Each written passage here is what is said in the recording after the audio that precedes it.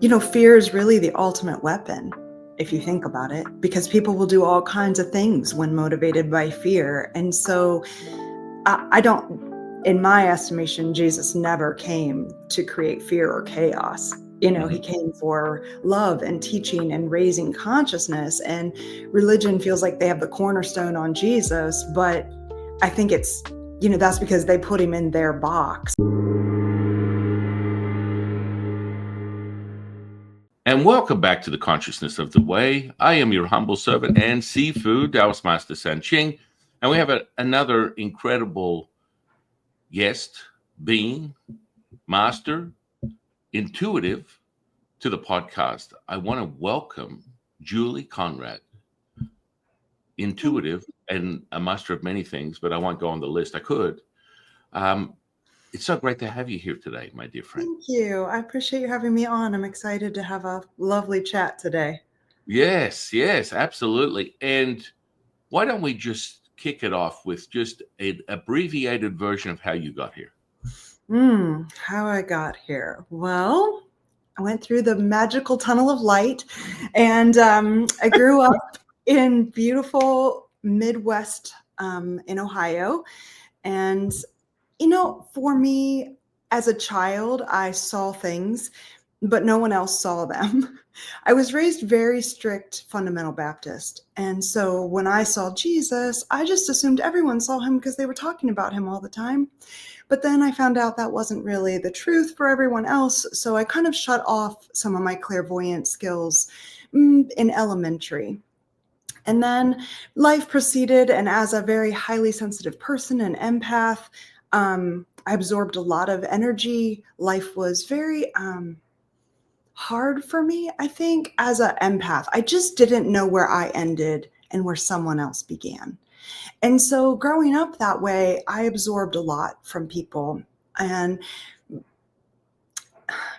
an empath, you want everyone to be happy with you because you don't like to feel their upsetness or their anger or disappointment. So I learned to people please, to cope. And then by the time I was 16, I was actually really sick and was diagnosed with abdominal mono. And that turned into chronic fatigue and fibromyalgia, which is absurd for a 16-year-old, but really we could have just said autoimmune. My nervous system was overwhelmed with all the stimulus. And so for 14 years, I kind of suffered through that and found Eastern medicine. And something started to come alive in me. So such is the path of suffering that leads us to kind of our own real true self. So I started getting acupuncture, energy medicine. Fast forward to 29, and I wanted a baby. No baby possible for me because nothing was happening. And I met my mentor who, funny enough, full circle, was my art teacher in 7th grade. I had switched schools and life was so hard switching from a private Christian school to a public school. I didn't even know what New Kids on the Block was when I switched. So I was clearly not popular. And my parents put me in watercolor classes to, I guess, have art therapy before art therapy was a thing. And now my art teacher was into Eastern healing, like different healing modalities. And my mom called and said, do you want to come? You're into all that woo-woo stuff. You want to come and get a session? I said, of course I do. So I drove home and my mentor put her hands on me and it was like electricity shot through my body. It was incredible. We both locked eyes and I was like, what is that? And she's like, oh, honey, I think you're supposed to be a healer. And when you hear the big T truth, like it just like rings through your soul. That's how I felt. And I was 29. That was a Thursday. I conceived my first baby on Saturday and went on to begin to study the healing arts and develop my own intuitive abilities. I was very intuitive as a child, but I was taught not to trust myself like many of us are. So uncovering all these gifts again felt so good.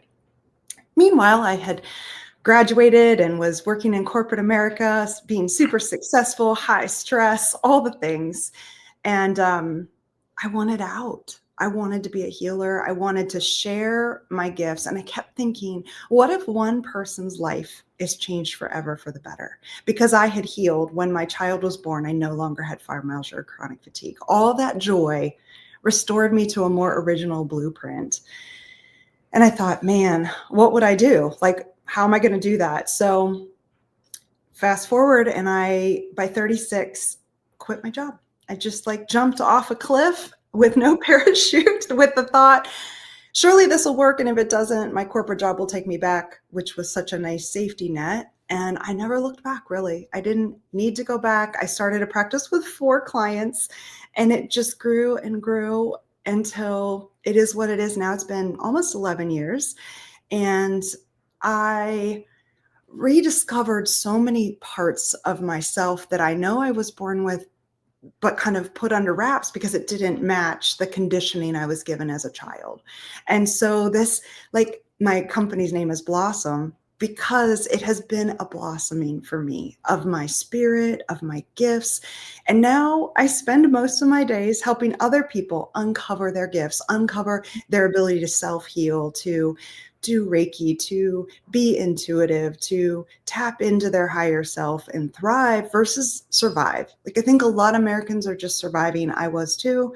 And these gifts really help me feel like, I am thriving.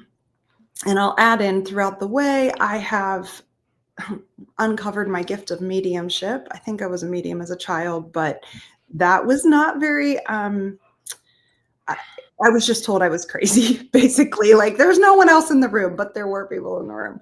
So now I practice my mediumship as a gift. My parents, God love them, they could not get on board. They've both passed in the last few years. And this is a very painful process for me. I was very close with them. We just agreed to not talk about that part of my life. But now that they're on the other side, we have a lovely, more expansive relationship. I wrote a book with my mom that debuted in October, which was really fun. The things she was saying were so wise and so healing and have made my life simpler and happier at the same time. And I thought, we should share this. And she said, we should write a book. And I thought, okay. So we did. And it was really fun. And I think more than anything, healing for me. Really healing. And then my dad's been gone about a year. So I wrote the epilogue with him, which was fun. And now they come and they bring me comfort and great advice and recalibrate me back to the simplicity of life. Like, we get overcomplicated. And so now, if I'm to the present, I'm living the simplified version of a content existence of what is, just trying to live more in acceptance. When I feel that resistance, get back into flow. So there's the abbreviated version of how we got to here. Well, wow. You had me at hello. Now, it's so fascinating watching people calibrate societal norms right now. Mhm. You look at, like, 36 years ago when I started on this journey, teaching people internal alchemy, all the mystical, magical stuff, whatever, clairvoyance, mediumship, channeling, all that kind of stuff. 36 years ago, someone would come to me with a psychotic break, being diagnosed with personality disorder, you name it, bipolar, it doesn't really matter what it is. And we would go through a more traditional, basically an exorcism. I mean, I'm a priest exercising these energies. Now, they are dormant and dark only because that's how you perceive reality. All these things are sort of like that charge and chill you got could go either way. It could either be something that you are accepting as a more expansive knowing that it is a yin presence, or perhaps maybe you might have an identity that might assume that it is something a little bit more ominous. Again, the joy in the as you put it, the path of the individual's perception to self-mastery and self-realization is, it can be rocky or smooth. And so, today it's so exciting to watch someone, have equivalent to that, wake up and realize they're channeling the Palladians, open up a YouTube channel to get 100,000 followers. This is very normal these days. Yeah. Now, all this type of stuff is still predicated on belief. And so, I think a lot of people, I'll have fire sales. Honestly, I haven't really gone deep into these types of exercising for probably over 10 years. Then all of a sudden I just got a fire sale the last 3 weeks. I had like 30 or 40 people, I had to help them be self-realized through a certain processes that we refer to as an exorcism. Now, this is strange because this is kind of like where is the old? The old out with the new, the cyclical sort of spiritual atheism, religion. Personally, as you reference, Jesus Christ, I catch the big JC and the big G quite often in people's auric fields when going through transformational processes. And I love having conversations with them and getting a deeper insight of what is it that magnetizes this person to, the Christ consciousness, Christianity, the idea of that solidifies in their knowing that they fall into that faith of Jesus Christ. Fascinating, absolutely fascinating. And so when you're intuitive today, you didn't exactly say you walked the path of Jesus or God. You just said you're an intuitive. Are they still foundational pillars of your own, self-realization and mastery through, all the gifts that you said you've got, like in relation to intuitive, empath? These are all incredible sensory perceptions. Mm-hmm. I do still feel a deep connection to Jesus. I think as a child I do believe I chose my parents, and that foundational faith and learning about the teachings of Jesus, I can still be on board with all of that piece. Not, if you look at what Jesus just said, it's not fear. It's simply love and healing and helping one another. And that resonates at a very deep level with me. I think he was such a great healer. I ask him for help in my healing practice, and have learned many things from just listening, being aware. So yes, I resonate very deeply with Jesus as a healer and a teacher and a wisdom teacher for sure. Mm-hmm. Definitely fire sale on the big JC recently. A lot more people are having epiphanies in that. I find it interesting in a sense that, organized religion would have you believe that there is a rite of passage that is for the very few, not The the many. whole. Yeah. Right? It's not an all inclusive. It's an exclusive sort of place to go. It's Yeah. a place where perhaps maybe if you're not following the indoctrinated sort of dogma, then you're not in the light. Where, Jesus has never given me this understanding, nor, from my own opinion, when you are embodying and interacting with frequency of that magnitude, there's no separation No. whatsoever. Yeah, I think it's, fear is really the ultimate weapon, if you think about it, because people will do all kinds of things when motivated by fear. And so I don't, in my estimation, Jesus never came to create fear or chaos. He came for love and teaching and raising consciousness, and religion feels like they have the cornerstone on Jesus, but I think it's, that's because they put him in their box. I never could get on board as a child. I remember asking my mom, I was maybe 10, and I was like, so do you mean to tell me that like all Native Americans are going to hell because they worshiped the sun and the earth and all things beautiful that God created? And she's like, yep. I was like, I do not agree with that. Like, I remember arguing with her because it never resonated at a soul level. It didn't make sense to me. I was like, there is no way that an all loving God, like you can't have both. That duality piece to me never worked. And so, when you're raised in church and you're forced to go every Sunday and Sunday night and Wednesday, you're very indoctrinated. But this part of me was just like, I'm not sure I buy into all that, separation of, I don't know. I couldn't seem to get on board fully. So as I did my own exploration, I just feel like it's so much bigger than one religion. Religion could be a way for someone to connect to the divine. Like I can get on board that was my mom's way through prayer to Jesus and a deep connection there. I understand that. It is not my preferred way to be so black and white. And after she passed, she said, "Oh, honey, you like to live in Technicolor. Like, I get it now. I was so black and white, and you're like Technicolor, all the colors." And that seemed to ease my soul, just that she understood why I just couldn't get on board anymore as an adult. Once you become an adult, it's our job, right, to decide, oh, this belief that my parents installed and society installed, I'm on board with. This one, not so much, right? I think that deconditioning and saying, what do I believe at a soul level? What's my capital T truth versus the little t truth that everyone is just going along with? Yeah. Now, you said something interesting. You're not buying into duality. What does that mean? I just think it's either or in religion. You're either going to heaven or you're going to hell.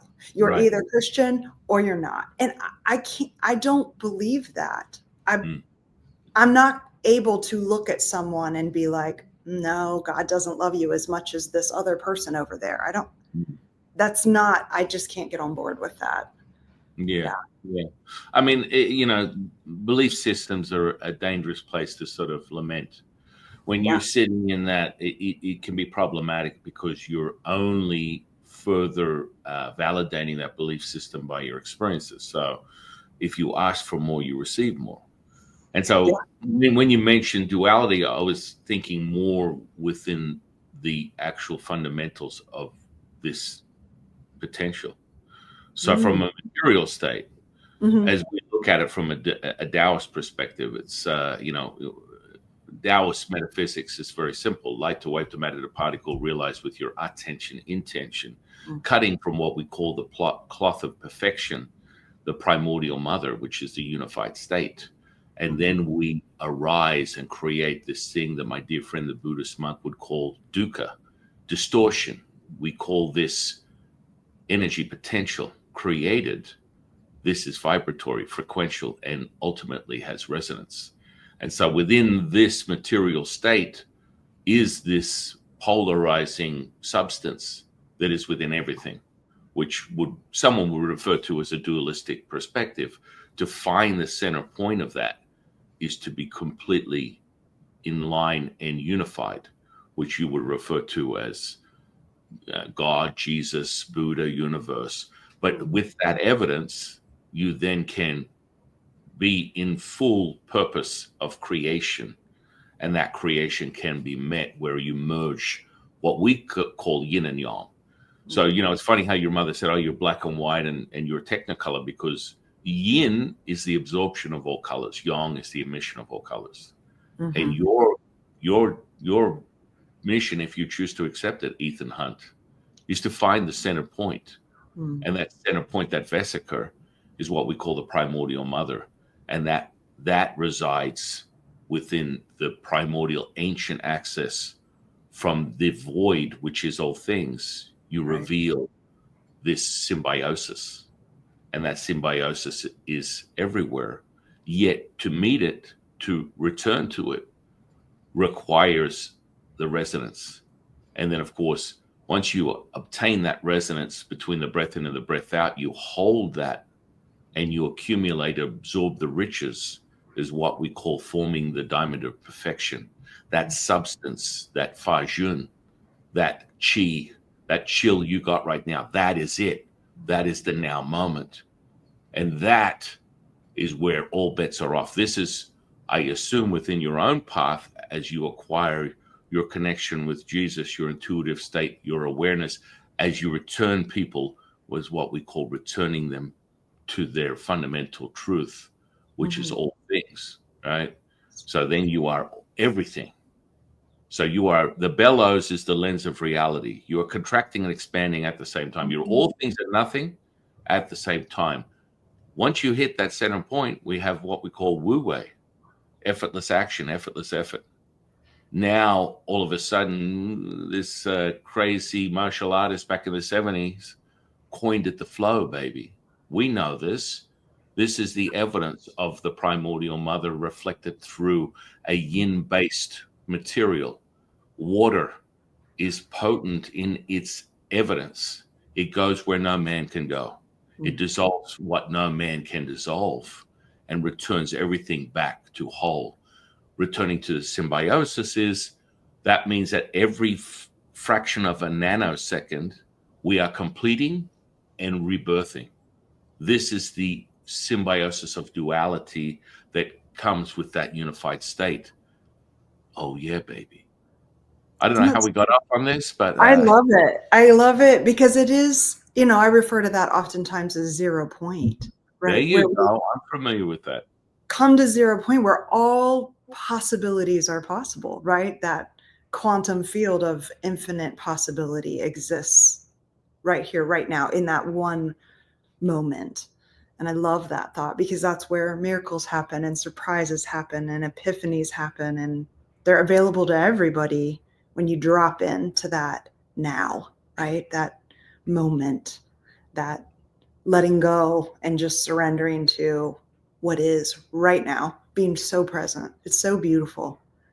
Yeah. The Wu-Ji. Mm-hmm. There's no past, no present. It's just now. I've never witnessed a healing that is, I'm no place, no person, no thing. And when I measure my brain waves, I'm normally between 40, 100, up to 400 hertz. So super high, you want to call it hyper gamma or whatever, hyper lambda. But this is evidence of the transmutation of return to whole. Whole meaning, in definition, the word healing in definition is whole. So what does that mean for me? I've seen everything from gangrenous flesh go back to pink in color in 40 minutes, bones fuse, gaseous seal, tumors disappear. Anything I've seen it all, and I see it on a daily basis, but it doesn't ever lose the absolutely magical childlike state. Yeah. Because I wake up every morning with this wonderment of just now that I'm so excited to witness this. And as you put it, that's where it is. That's the sweet spot. But that requires, in my opinion, teaching Taoist alchemy, which is internal power through internal alchemy, Ni Dan, Ni Gong. This is a practice that is ancient, and it requires a repeatability and a self-realization. So that comes from the experiential moment. You can't split hairs with that. That jumps you from belief system to knowing when you are able to experience it, and it is validated as a truth because it's now your next level of consciousness. It's like, whoa, I mean, that manifestation, that healing, that magic, whatever, it's happened. I have to pinch myself. It's taken place. Now what?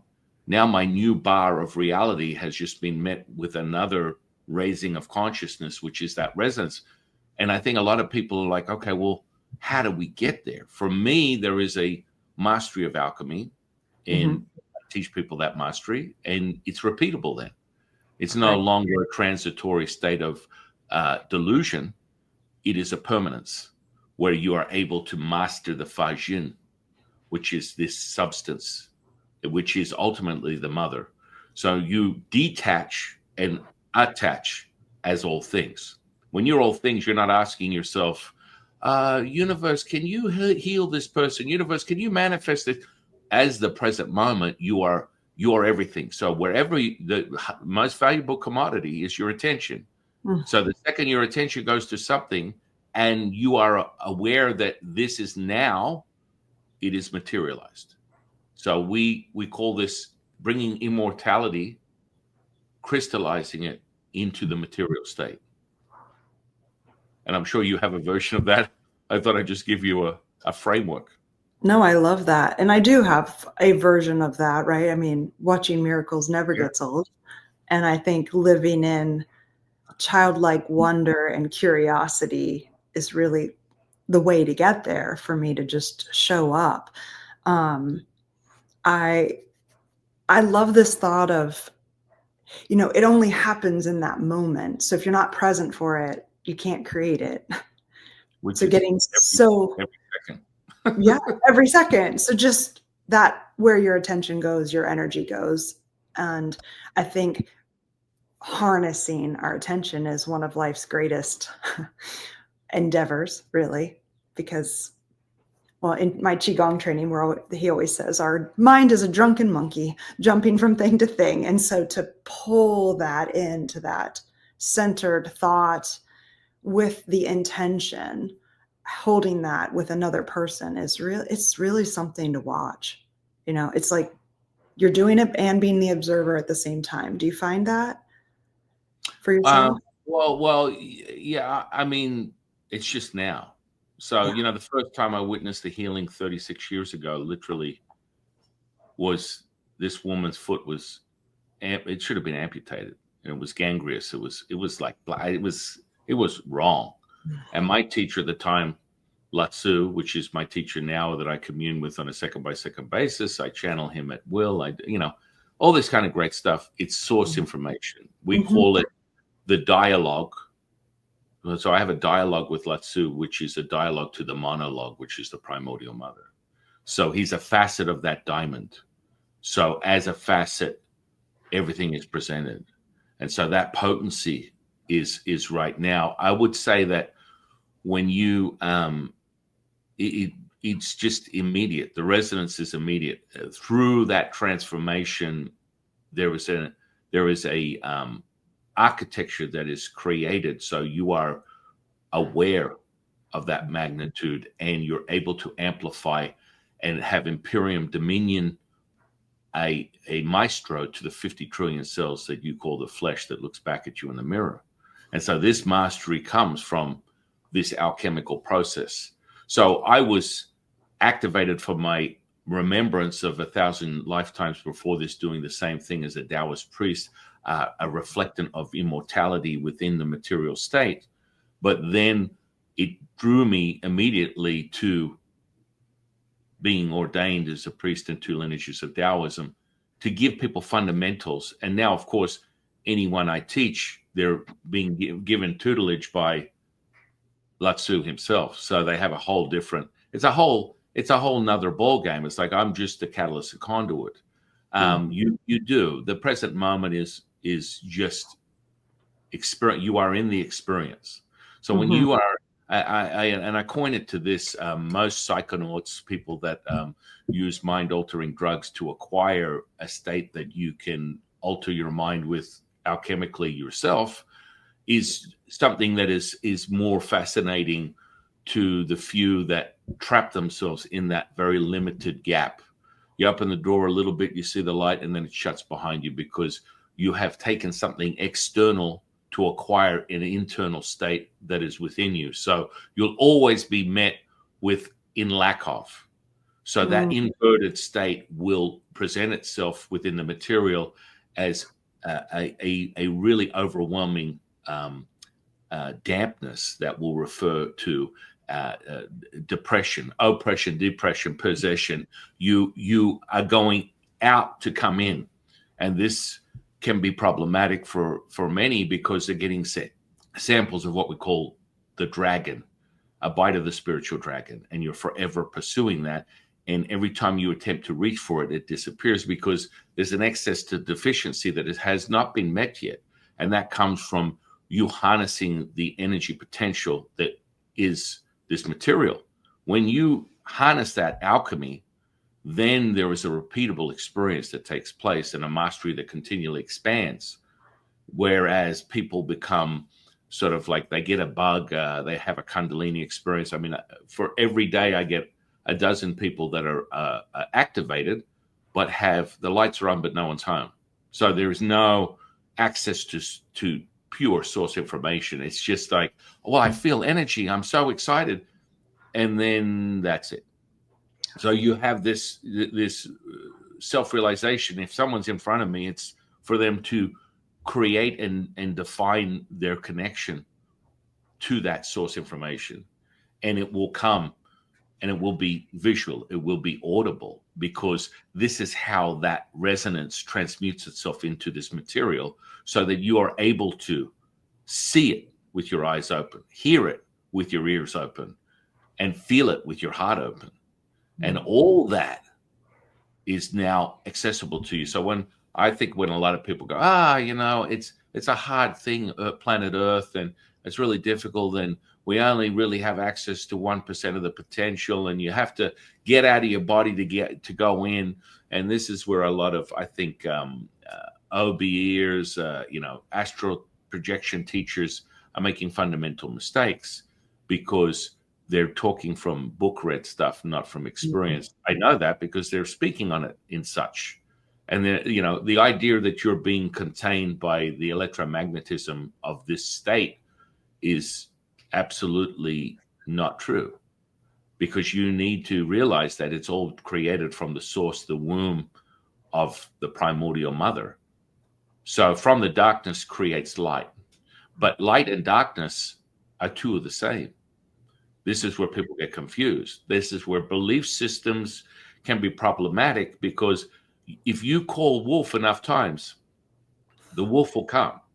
Yeah. So the mirroring effects of the material of this universe is this rippling. So the mirroring effects is, if you ask for it, you will receive it. I want to know what it feels like to feel love. Okay. I will give you an experience of knowing what it feels like to feel love. You won't be love. You won't experience a connection of love. You won't find your loved one. You won't be ultimately unified. You'll experience as such, because that's what you have asked for. And your command is, my request, or vice versa. It all turns back to that same point. Does that make sense? It does make sense. Yeah, it totally makes sense. I think it's such a profound experience to be human and cultivate that connection inside.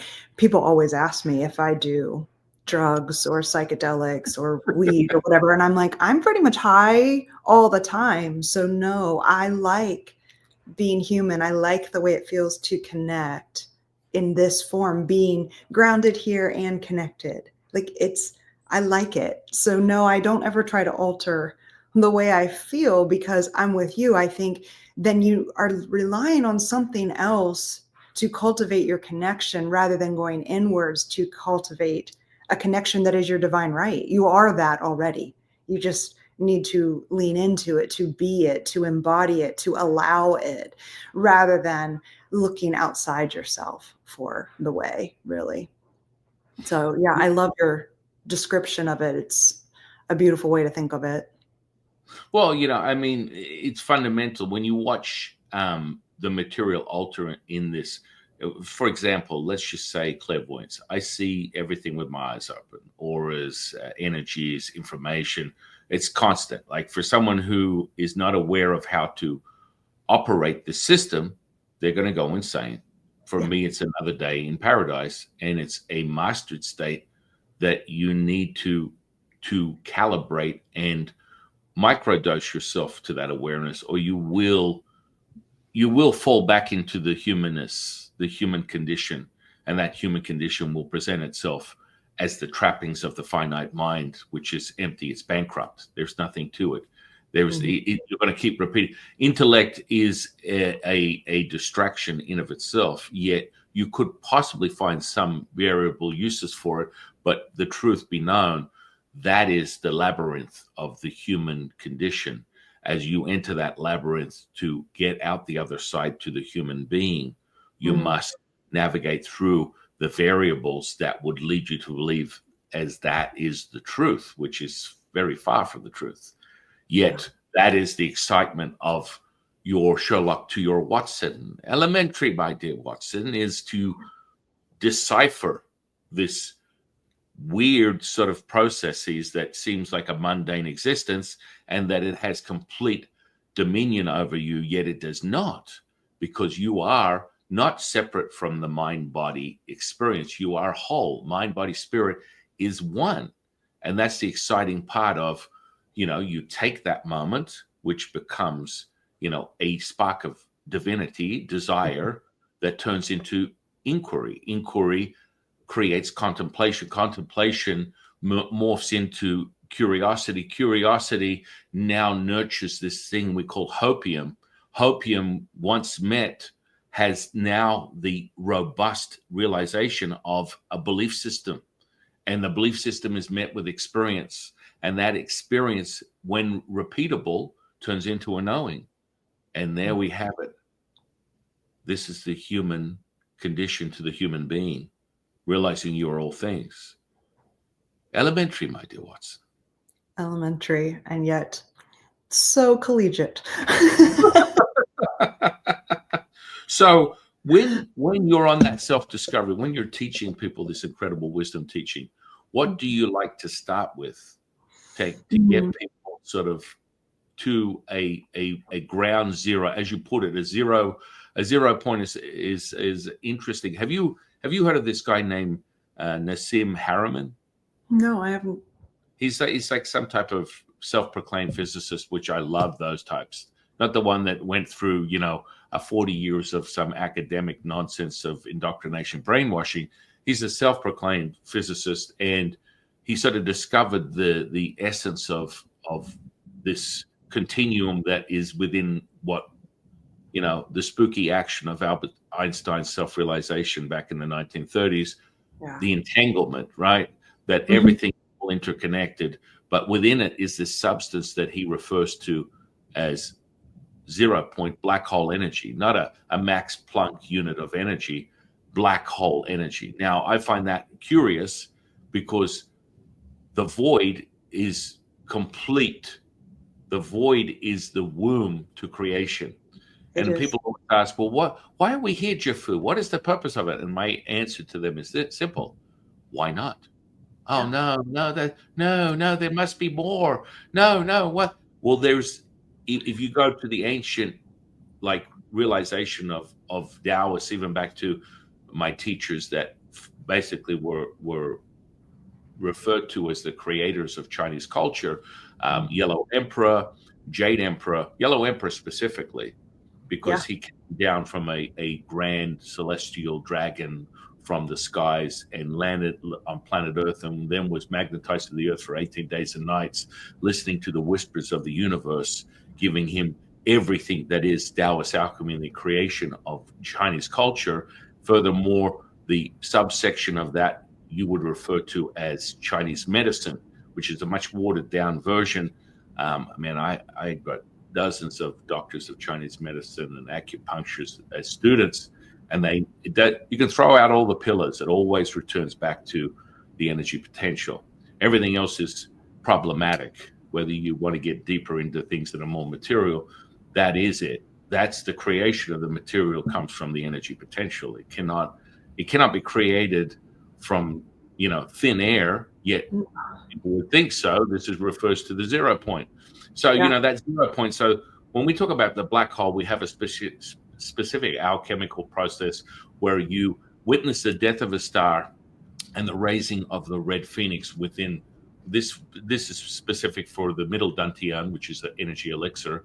The raising of this red phoenix, which is the spirit that basically protects and nurtures your heart center. And so from that, the phoenix rises and it reveals the black hole energy, which is the mother. Now, when you go up to the eclipse, the event horizon of a black hole, this is what we call the 0 point, because it's beyond the measurable frequencies of this electromagnetism.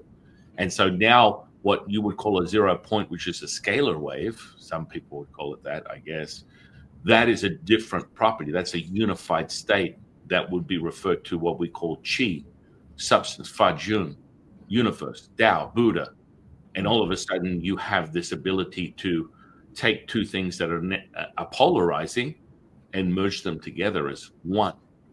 And then we have manifest perfection. Yes. Evidence. So what would you use as a baseline through your teaching? Usually I like to start with intuition, because I think it's something everyone is born with. And many of us have been taught to subdue it, not trust it, to, trust outside of ourselves. So for any of us to cultivate who we're really here to be, there has to be a returning to home. And I think intuition is probably the basis to me to get back to our own authenticity. like looking inward rather than outward for all of our answers, for calming from anxiety mind back to this calm that can only come from an inner knowing, inner trusting.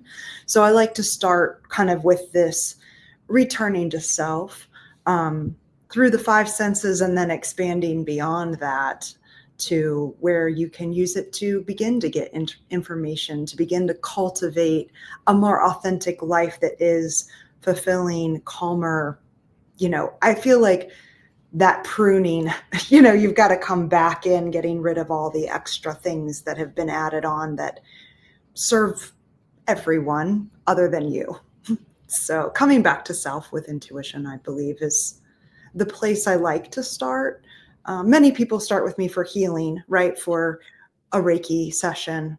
And I always see that as an opportunity to help them remember who they are, that they are the healer, that they have so much inside of them. So, yeah. Yeah. No, I mean, when you're doing the intuitive training, you Hmm. know, most of my parapsychologist friends, I enjoy sharing, things that are a little bit more complex: precognition, telepathy, Hmm. telekinesis, you know, psychokinesis. These are all, definitions of what you're experiencing. In my opinion, it's a sensory perception. Furthermore, Right. if you go down the Taoist path, we can start giving you actual palpable, tangible validation of these things. So when Hmm. you're teaching people the intuitive stuff, for example, if I'm teaching someone remote viewing, there's an interconnection, the conscious and unconscious, that at a fundamental level would start presenting these things that we like to call ideomotor response, which is, like a spark of divinity through the physical body, which would be sort of like an autonomous thing. But when you're speaking to the unconscious aspect of your physical flesh, which someone would call a deeper part of the brain, but all bets are off. It's not really. It's starting to in tune with the all-encompassing knowing. There Hmm. is a level of a language that starts to present itself that is unique to the individual, which what a lot of my remote viewer friends would call ideograms. What is the sort of purpose of that for you as you're helping people find this intuitive state? Does it present in their mind, or in their heart, or in their wholeness? I mean, there's a level of, is it something that just comes to them, or do they have to start developing some level of clear sense? I so I do focus on helping them recognize how they're connecting to Mhm. information, how they're connecting to a deeper state of oneness, because I don't think people know, right, that clairsentience is a thing, or claircognizance is a thing, or clairaudience. How's the information flowing into you as you're Mhm. connecting into oneness to use your intuition on a large scale. You need some fundamentals. So I usually start with the fundamentals, like what's you, what's not you, and how are you getting that information. Listen to the words, the language you're using. I feel, I sense, I know. So I try to just really break it down to the basics at the beginning of the class until we can build to where we go out to get information, because we're all getting so much stimuli inward, from the outside world for us to have a knowing. And we're so busy, we're not even listening. You know, we'd rather call someone and ask their opinion. So I like to start with my intuitive training just at the very fundamental level of how do you tune back in through what's your preferred method, and can you cultivate that to be very reliable, where this beautiful trust develops that you are that. Mm. Everyone likes to project their bright shadow on someone else, like, oh, I'm not that, she's that. No, you are, but you're not recognizing that wonderful gift in yourself. So that's where I like to start, is at the basics, really, because Mm. isn't it all back to the basics? Everything needs a fundamental building block to get a great foundation to be highly effective. Yeah, yeah, no. I mean, from a Taoist, we look at perfection, which is the void, and from Mhm. that is the byproduct, the dualistic elements of this material state, which is yin and yang. Mm. So people tend to, not realize that that brings it all the way down to a subatomic particle level. So there's evidence of all this stuff. And, grassroots or basement level mastery starts with, understanding some of the fundamentals of conscious and unconscious, Yeah. just the ability to realize that, this state or trance, some might refer to it as a hypnotized state, is your ability to harness your attention, the most Yeah. valuable commodity that you have, Yeah. and that can transmute into things that might be a little bit more problematic. That my personality gets interested in when people start to meld linguistics and use them for their own benefit, perhaps maybe in a more profiteer moment, where the linguistics is a basically a vehicle to enter into someone's programming. So, Mhm. at a much concentrated, more defined level, from the void being perfection manifest, the primordial mother, and then you bring it all the way down to this very clear symbiosis that is going on, never ending, and then being able to enter into the completion and creation of all things. That's why people are like, well, why is Taoist into the number 9? Because it's the highest number. That is the most potent number. And that refers to completion. It And does. so from that completion, you instantly enter the creation or the birth again. And this is consistent and is never ending within this material state until you find that unified, like, portal, the gateway between the two. And then, of course, all bets are off, because now you are merging the two together and creating miracles. And so I love that base. It's very important to have the basics. And people don't realize that. I said, I can give you a crash course in being psychic in 5 seconds. They're like, really? I want it. Listen to whatever comes out of your mouth or someone else's mouth, and you understand the deeper nature of who they are instantaneously. Because the words is the unconscious speaking to you.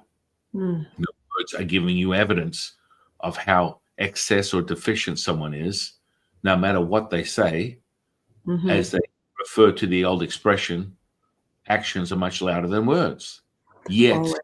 the gateway, right? Mhm. The words are being met with a complete other dialogue that's going on. It's like, hang on a second.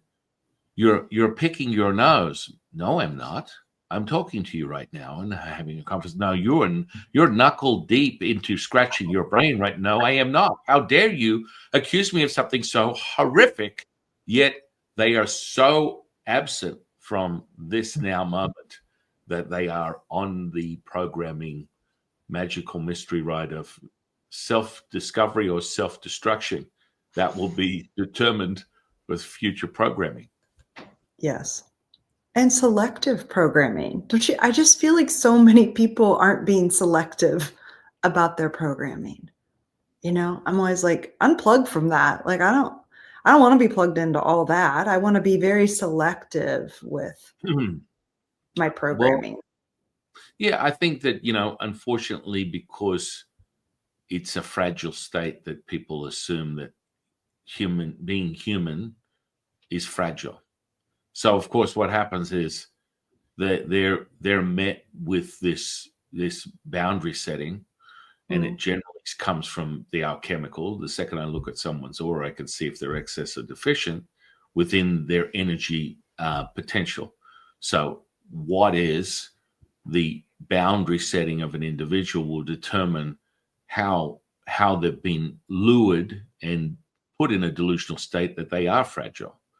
Because Mhm. when you go from uh, detaching and then attaching as all things, as the primordial mother, that dominion is instantaneous. That Mhm. means that I can have a conversation with you and use, a really colorful vocabulary that would be met with being an aggressor, blasphemous, um, just negative in of itself. And at face value, you would see that. Yet I can merge and maintain that resonance, so you'll witness a healing at the same time. You go, whoa, whoa, whoa. No, no, no. Now that does not even compute with me. You are supposed to be a priest. You're flying F bombs, and then I witnessed a physical healing before my very eyes. That is not possible. You have to be in this state of virtue signaling. Aha, virtue Mm. signaling, the true delusion of misdirection. And I think that refers to a lot of people. That's why people can't stand religion right now. It's like, hang on a second here. Everyone has to crawl before they walk, my friend. And quite frankly, as a Taoist priest, I never dismiss anyone's belief system, or I dismiss my own, which is pretty much the path. So when you're met with that, what is the once you go from the intuitive, what's the next embodiment from that? Hmm. I think it depends on each person what they want, but I think it's this deepening of their own path and purpose through self-realization, through how they want to show up in the world and contribute, because that's where this sense of peace and meaning kind of comes from, is how do we want to show up? What do we want to contribute? What are our gifts that we want to be cultivating within us that bring this deeper state of, I would say, joy, you know? So I usually like to help people discover that path, right? And many times there's this letting go of a rumination, old version of themselves that they do believe maybe they're limited. They do believe that maybe they are fragile. And I think humans are the most resilient things ever. We just keep on ticking. And so leaning into their greatness, I think, is like the next step. And oftentimes people do want to study healing work with me. And in that are courses that I have made sure are duplicatable, right? So I love your statement about, can I duplicate it? Because I listen a lot during my sessions, and then they'll say, write that down. So I write it down. And then they'll say, duplicate it. And then I do it again. And it's until it is proven a duplicatable process. I don't want to teach it to anyone else, right? Like, what exactly is happening? And I don't know that you ever get to what exactly is happening. I think it's holding that resonance, holding that frequency, holding that attention and intention at the same time, is what's duplicatable. So depending on what path people want, there's this cultivating within them their resilience, their ability to become more of who they really are, along with some real skills, really, like how could we do this? How could we show up for other people? How would we hold space? And cultivating their own ability to show up for themselves and others in that way. And all healing is self-healing. So along that way, they're healing to their most authentic self, really a return to, I'm on this quest this year. I lead a group called the Army of Love, and just some spiritual teaching. We talk and have this beautiful discussion. I do a group healing, but I told them this month, I'm on a quest to return to my 3-year-old authentic self. Like, she was so carefree, so joyful, believed in all the miracles, communed with nature, just like, I want to return to that, because I am she and she is me, and all the things that happen in that interim over the last 40 some years, I don't know. I want to be that. So helping people uncover that they already are, but we've been wounded and scarred and made into something different by our own volition, agreement. But if we peel that all back, it's so beautiful. Does that make sense? Oh yeah, yeah. I mean, I'm pretty. I'm. I've had. I've recently I wrote like 4 books, and they were like about 600 pages each. Wow. Took me about 24 hours per book, because I'm not doing anything. I'm just transcribing it I'm sitting and listening to Latsu. So, Channel. but the interesting part is, the title of the first book for the alchemy is called Return: Immortality Crystallized in a Material State through the Lens of Taoist Alchemy. Mm. Now, returning is the true, it's basically the divinity taking you to that center point within a Taoist path. That's part of the Taoist rites of passage, is to return to whole, to be whole. So you want for nothing. So part of the effects of being able to cultivate that resonance through that processes of attention, intention, forming energy potential that is vibratory, frequential, and that resonance is present. That actual note that you can hold that will start to present itself as it bleeds this substance into this separate state and returning it to whole. This is this mastery. And the side effects are quite simple. It's selflessness and servitude. And the ultimate goal of a Taoist is being the ambassador to planet Earth. So through that, you teach others to return to the secret source, from human condition, return to human being. And that is the secret. Iki gooey center is the sentience. And from that sentience, you acquire the superpower that has never left you, you were born into that state, which is empathy. And that superpower is all things. And so when people go, well, it's just returning to love, and I go, I really appreciate that. Yet love is one facet of the diamond. To be the present moment requires you to be all things and nothing at the same time. And that does not mean that you're just that's where I see a lot of people fundamentally falling short of their desires and acquiring their goal of whatever it might be in their own journey, is because they get fixated on this love aspect. And because they I must be love, I must return. If I feel it from the heart, and it's all mechanistic, it's all mechanical, and it's all contemplation and conceptual. Even further, just words. Even further, just fractions of words that are met with, someone desirous to find it, yet they have no ability. And that's why I love the wisdom teaching you're sharing, is the ability to be able to repeat it. That repeatable experience is from a held resonance. So if we water everything down beyond the veil of the human condition, the humanness, which is so magical, yet it can be a distraction, because this is part of, you want to acquire these states of returning to who you are. This is a vehicle. It is not who you are. Right. And so part of that means that all the emotions and the thoughts and the feelings you're having are not who you are. These are just a facet of a diamond. And so you want to acquire the Indiana Jones moment where you grab that golden skull and you run from the boulder out of that basically dilapidated, self-falling in sort of like a cave that he has to run from to get to the light at the end of the tunnel.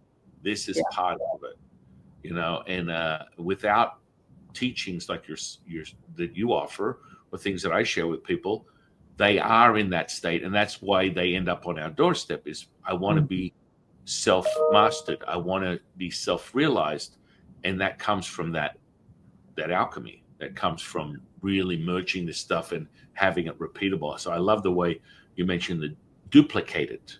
Yeah, it's absolutely correct. It's so important, especially to be an effective teacher and know that they're going to be able to accomplish and hold that resonance, hold that frequency and intention, and see the same results. I always say, if I try to only see 15 people a week for sessions, but if I train 15 people and they see 15, and then 15 more and they see 15. Like, I want to see that ripple of what's possible as everyone leans into their own healing capabilities, because it is like, I don't know, I say it's like the best high. You just feel that frequency through you. It feels good. It feels so good. Mhm. So I have really dedicated a lot of time to it, but I love teaching so much, because watching others, and I'm sure you feel the same, have that light, that like aha, which is so simple, but that realization that I am that too. I am all things. I am that. It's really kind of profound to watch over and over, and it just never gets old. It never gets old watching people light up with who they are, that inner essence of their soul, and realizing, I don't I don't know. There's nothing greater than that to me. Like, I love it. I love watching that light come on. Yeah, I think it's curious because there's been this huge movement for this, rite of passage through psychonauts as Mm. psychotic sort of mind altering drugs that will return you to this sort of place where they want to be able to access the types of things that you and I access at will. These are, it's problematic, yet there's a consensus, having talked to many scientists that study the effects and what that means. Like when you take something like psilocybin, the effects of that will diminish or dissolve, your sympathetic nervous system. Furthermore, you will not have any access to anything other than this sort of autonomous state, which will return to sort of this bleeding and expansion of intuitive state, which is how they're able to access these experiences visually, physically, Mm-hmm. viscerally.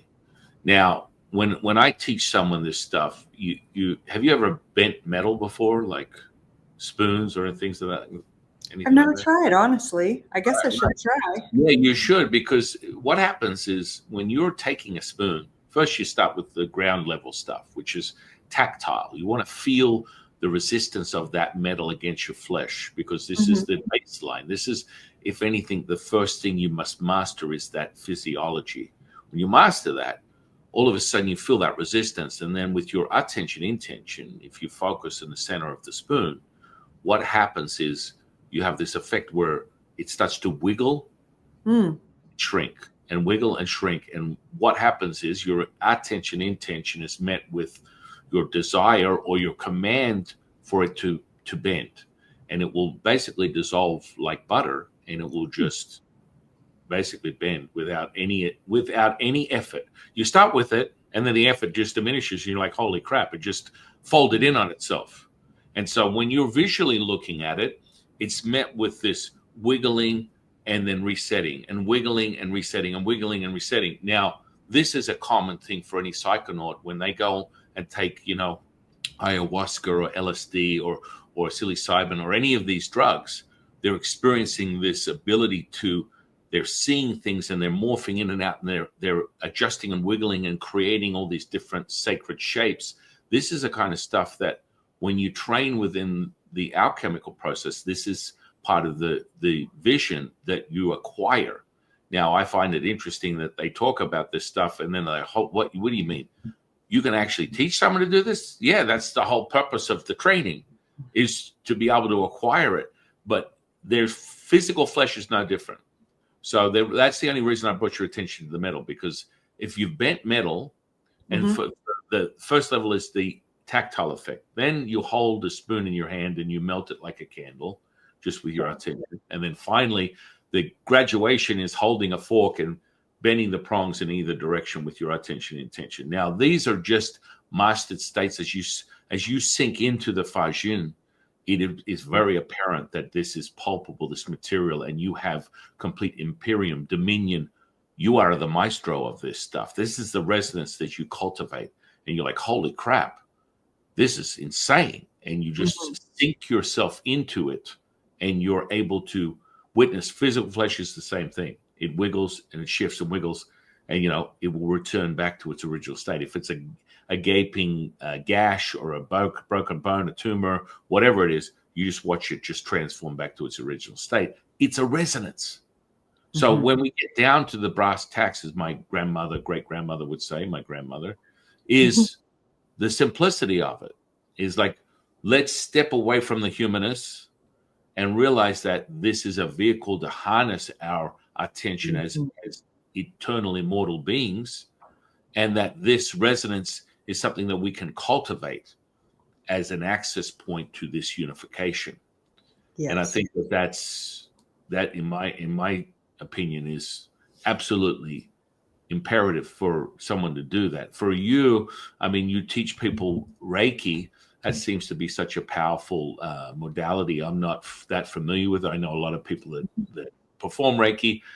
It's energy to me. Sure, there's a subsection. Yeah. Some people refer to it as Qigong. Qigong is not Reiki, but I'm saying within Taoist alchemy, a mastery of energy through Qigong. That's more a watered down contemporary offering of things that are, the trailing or residual effects of Taoist alchemy. So when we get to the Taoist alchemy, the Ni Gong, Ni Dan, that's when you start to sink your teeth into energetic mastery. People feeling energy is, someone waking up in the morning and going, oh my goodness, I can't believe it.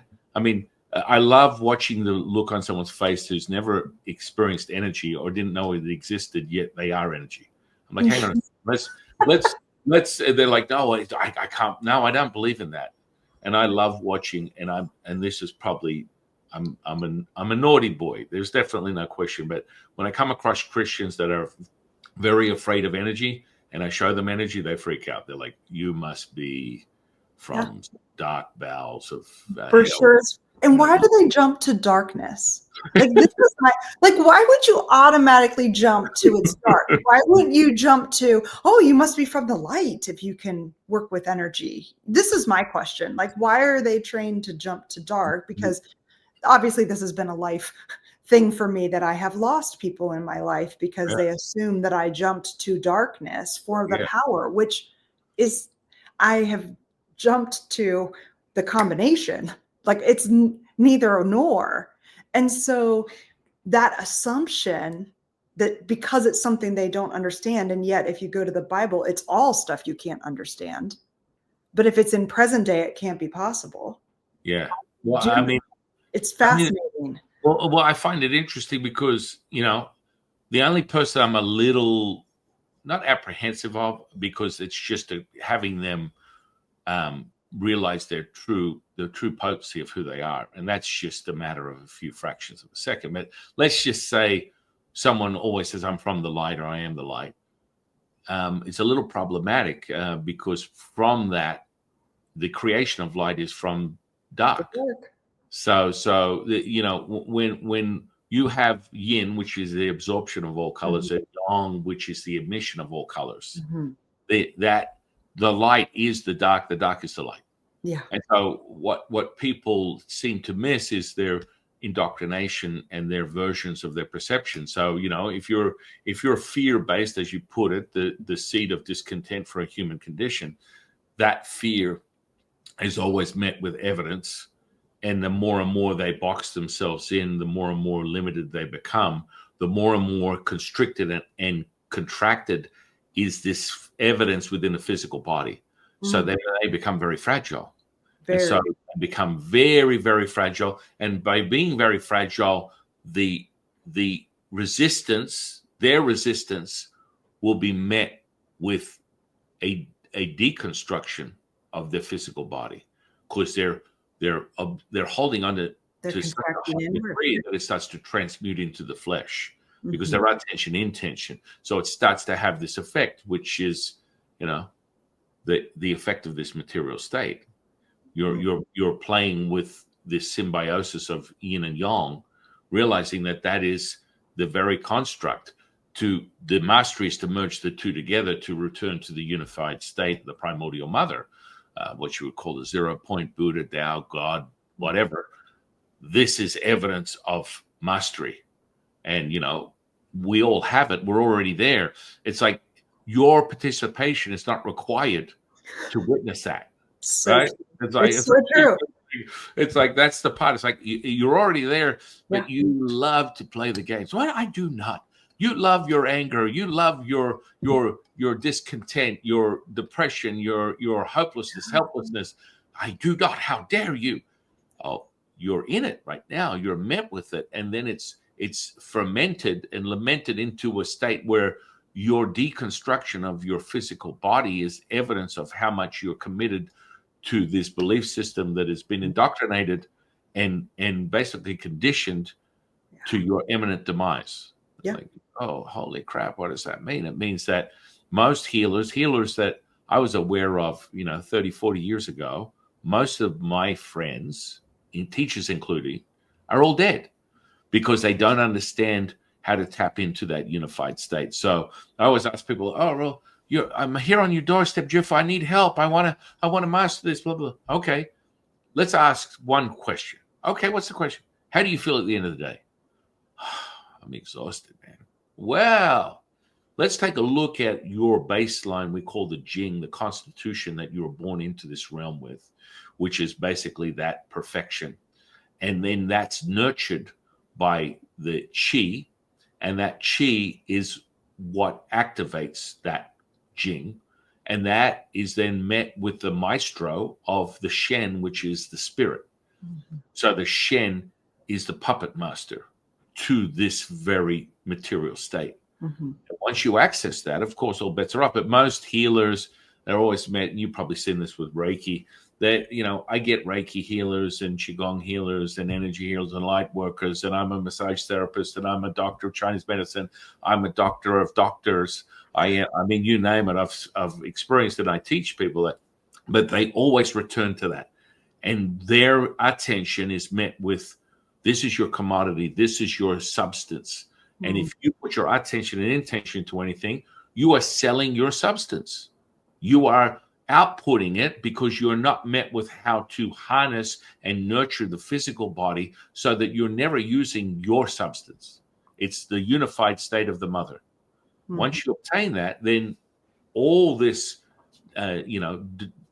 discontent and deconstruction and dismay that comes with the physical body is met with immortality. And then all of a sudden your longevity is lengthened, Mm-hmm. and you're able to experience more and maintain that continuously, as it's always met with realizing that you're not tapping into this, you're Mm-hmm. tapping into the mother, which is transmuted through that.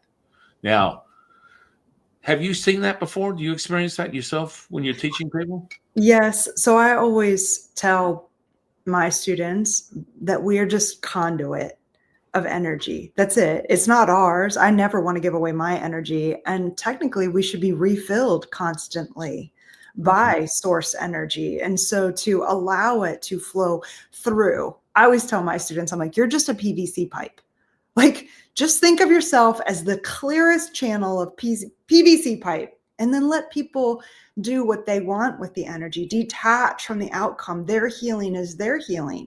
Well, I don't get to dictate that, because why would I assume I know what they need most?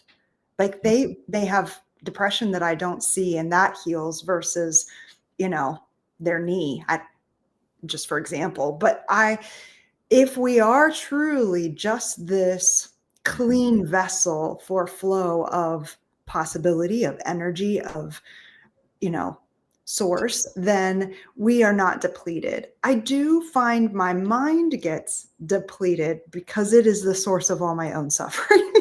And so to quiet that, is a constant, I don't want to say challenge, because it is just a returning, pulling it back in. But I think my own mind is where my own suffering or fatigue comes from. It's not from the energy. That feels lovely while I'm in it. Right. But yes, I do like to teach that you're just PVC pipe, because then who wants to give away all their own energy? Like, that leaves us incapable of living our own life, really, or shortening it, or feeling like we're totally depleted. So yeah, Yeah. I'm with you. It is a pouring out through, it's a lovely Well, way for me to look at it. yeah. I Plugging mean, in and, like basically the electricity, you're plugging into electricity and just letting it move through you to yeah. emanate. Mhm. Well, I think it's also that path of the point of no return when you realize you're all things, because Mhm. then you nourish this for a Taoist, that you come into the world with a Jing, a constitution. I refer to a battery pack. I've never seen anyone over 80%.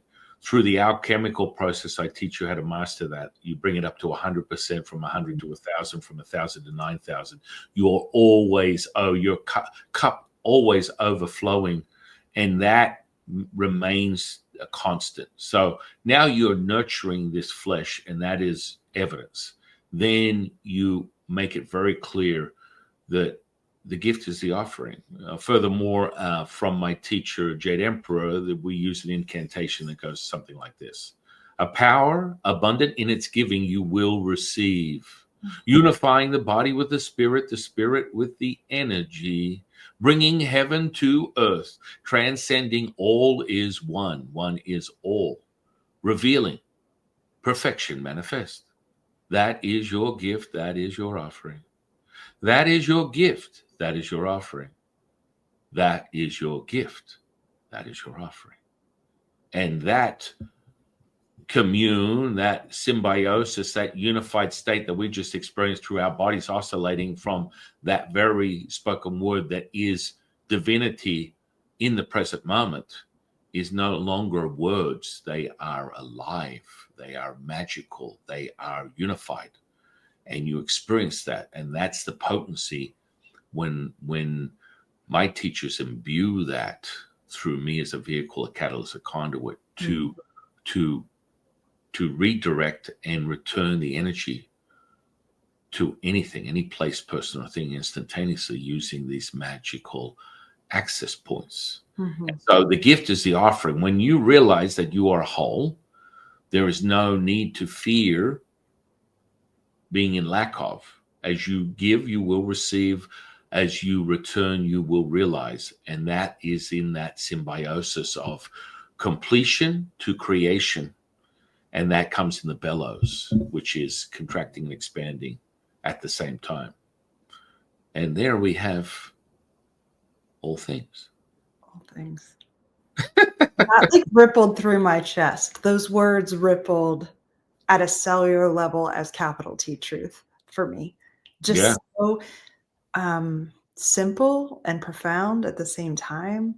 And yesterday I did teach a Reiki too, and I have a saying, as above, so below, like to create the same, heaven here. It is supposed to be not so disparate as we plug in. And so those words resonate as such a deep truth. What a beautiful, what a beautiful statement. So true. Yeah. Feel free to rewind it, take I notes. will. I was thinking that. I was like, oh, I'm going to have to write that all out because that invocation, that invitation, that beauty of words strung together to mean something so simple and profound is a gift. So thank you for speaking Yeah. this. It's Yeah, that yeah. I love the way that capital T truth feels in my body. Right, right. It's like if you're thinking, you're not knowing. If you're knowing, you are feeling. Mm-hmm. Mm-hmm. Feelings, how beautiful they are. They are. Simplicity of that. I mean, I always, when I do my own podcast with my wife, Jade, I will sit there and it will always be, I will open with something very simplistic. Like, here we are, kings of the universe, masters, realized the truth, Mm. born into this state. And that mastery is realized when we return to who we are. Through that teaching, through your teaching, through my teaching, people remember who they are. That potency is second to none. And Mm. that charge and chill that we're receiving from throughout our physical bodies is that visceral, kinesthetic, somatic knowing. As you said, the capital T, the truth, you feel it. There's no question. There's no need to inquire into a deeper understanding. You already have absorbed it. And furthermore, we always lead with this. If you have to learn it, you do not know it. If you know it, you do not have to learn it. And from that, you realize that it's within you. And so people have profound moments like the ones we're having right now. And they're like, I knew that because I could feel it. It's like, I'm home. I feel home. I feel whole. Yeah. I'm complete. Yes. Isn't that a lovely?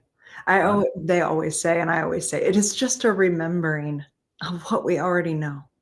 It is a returning to us, to who we really are, that wholeness, that completeness, no more striving to be something that we aren't. It's, bliss. It's bliss. I love those. I love those words you use: bliss, joy. These are incredible states. And from that, when you acquire that resonance, it's a reflectant within the flesh. So you have this ability to harness that resonance. It would come from a more mechanistic perspective of neuroplasticity. That resonance enters your self receptors within the skin and activates the pineal, pituitary, and thalamus, the alchemical fun factory. We call it the trio. That it returns that mastery, and from that resonance is then amplified through the culture medium we call the blood, and you activate things at a subatomic level with your attention intention, turning on and off your gene expression at will. This is the maestro to the 50 trillion cells that you refer to as your flesh and blood. Furthermore, you access that 0.07 millivolts of electric potential met at this very moment. Oh, yes. Yes. I spend a lot of time activating people's energy within them, right? By that resonance, bringing them into resonance with themselves so that they can activate that endocrine dynamic. I love watching that happen when people turn on gene expression of who they really are, right? Dropping and clearing old stuff that got mucked up, right? Like corrupted code. I'm always like, we just need to get rid of that corrupted code and go back to this more original form that serves us to have a good experience in our bodies, to feel good, to experience bliss, to be whole and not suffer. I don't think we're here to suffer. We just aren't. We're here to just create so much beauty. Yeah. Well, this has been an incredible conversation, my dear friend. Oh, thank you for the invite. What a wonderful way to spend some time together. Yeah. Yes. And I'm going to put all your social sphere and interweb stuff under this podcast. I want everyone to go out and experience what Julie is offering, because this is incredible insight and mastery. And this is the epiphany, your Sherlock to your Watson moment of self-realization. It's that commune that we're having. This is not a conversation, it's an experience. And so I want everyone to go out and check out what you're offering. Clearly you offer individual sessions, group stuff. Anything else you want to share with the audience? Or I think if people are looking for hope, my book is a great easy read for some just realization of how to human with more ease and find hope in this experience. An intuition class is always a great place to start for your own self-discovery. Yeah, thank you for that. And in closing, I'll ask you one last question. What is your definition of spiritual consciousness? Spiritual consciousness. Knowing that I am. Amen to that, my dear friend. Absolutely. I love that.